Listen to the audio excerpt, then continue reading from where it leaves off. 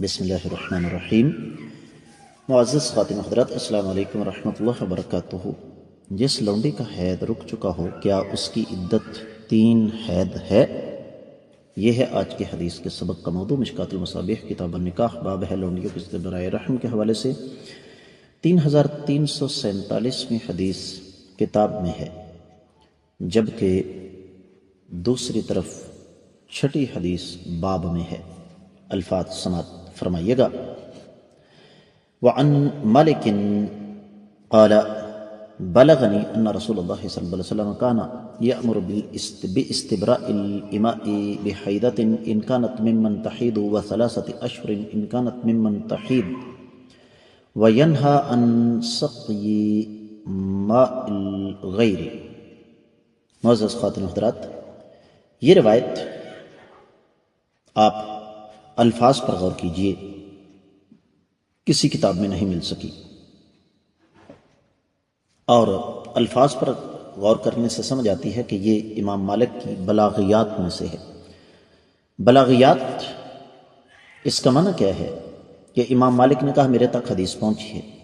اہل علم نے بڑی تگدو کی، لیکن یہ حدیث ان کو کہیں بھی نہیں مل سکی۔ اور ایک اور بات ذہن میں رکھیں کہ صاحب مشکات کہتے ہیں کہ ہر وہ حدیث جس کے بارے میں کہہ دوں کہ لم اجد ہو، یہ مجھے نہیں ملی، فہو ضعیف باطل مردود، وہ حدیث ضعیف ہے، باطل ہے، مردود ہے۔ ہاں، اگر وہ کسی اور سند سے اس کا ثبوت مل جائے اور اس میں صراحت موجود ہو تو پھر ایک الگ مسئلہ ہے۔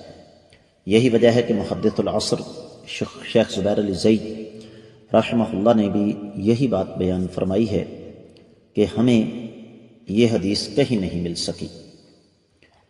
تو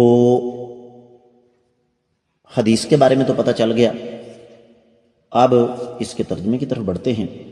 امام مالک رحمہ اللہ فرماتے ہیں کہ نبی علیہ الصلوۃ والسلام کے حوالے سے میرے تک یہ بات پہنچی ہے کہ حید والی لونڈیاں جو ہیں وہ ایک حیض گزارنے کے بعد ان کا رحم پاک ہو جاتا ہے، اور اگر حید والی نہ ہوتی تو آقا علیہ الصلوۃ والسلام 3 ماہ کے ساتھ اس کا حکم دیتے اور آپ فرما دیتے کہ دوسرے شخص کے نطفے کو پانی نہیں پلایا جا سکتا۔ تو جب حدیث سرے سے صحیح نہیں تو ہم کیسے کہہ سکتے ہیں کہ جس لونڈی کا حیض بند ہو جائے اس کی عدت 3 ماہ ہے؟ امید ہے کہ آپ کو سمجھ آ گئی ہوگی۔ السلام علیکم ورحمۃ اللہ وبرکاتہ۔